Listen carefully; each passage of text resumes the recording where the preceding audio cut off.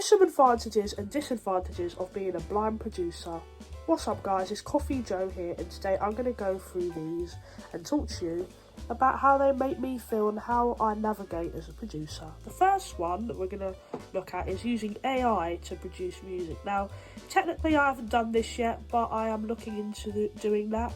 So certain apps you can download onto your computer, especially if you're using Logic, you can literally hum or do a drum pattern into your mic and it will go directly into your song. You can just select the notes with your voice. It is so cool. So the way that they're making AI accessible for visually impaired people is quite good. The second one is VoiceOver. Now, I use GarageBand. I've also used Logic in the past, and although Logic is harder to use, I feel like it's good when you've got VoiceOver on your side, because most of the buttons are labelled, you can navigate, and it's just, yeah, it's pretty accessible. And Apple strive for accessibility.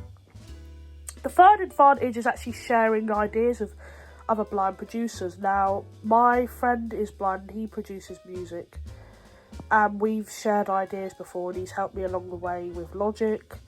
He actually was the one that got me into Logic, so yeah, if you're listening, Francis, thanks. Here's some disadvantages now. Now, this one isn't to do with DAWs itself, but people not believing in you. I've had this so many times, and I feel like I had it at college, because a lot of people didn't really want to talk to me about my beats, and it's just sad. I mean, us blind people can produce as well. Like, we still have our ears, we can hear all the instruments going in. The second disadvantage for me is things that are not being accessible. So I've tried to use FL Studio for mobile because I've used it in the past with my cousin to create a beat. And it's probably accessible with Windows, I haven't checked that far. But as iPhone goes, it's just not accessible, and it's very annoying how they haven't catered to the blind audience. A lot of people don't think about it. That kind of ties back to the first one a little bit as well, like we don't really get thought of in the music scene.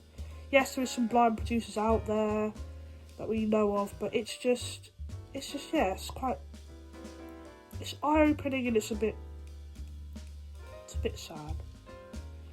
And the third one is, this is kind of more on my own standpoint, but it's how certain effects I can't use. I'm good with mixing, and I am good with that side of things, and I'm good with like knowing where excuse me, where I want the instruments to be.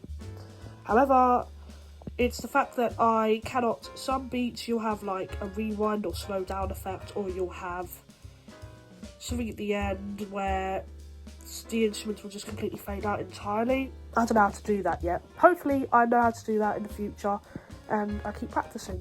But those were the advantages and disadvantages of being a blind composer. Have a good weekend, guys, and I will be going live next week to discuss further and show you a beat that I'm working on that will be coming out next week. See you soon.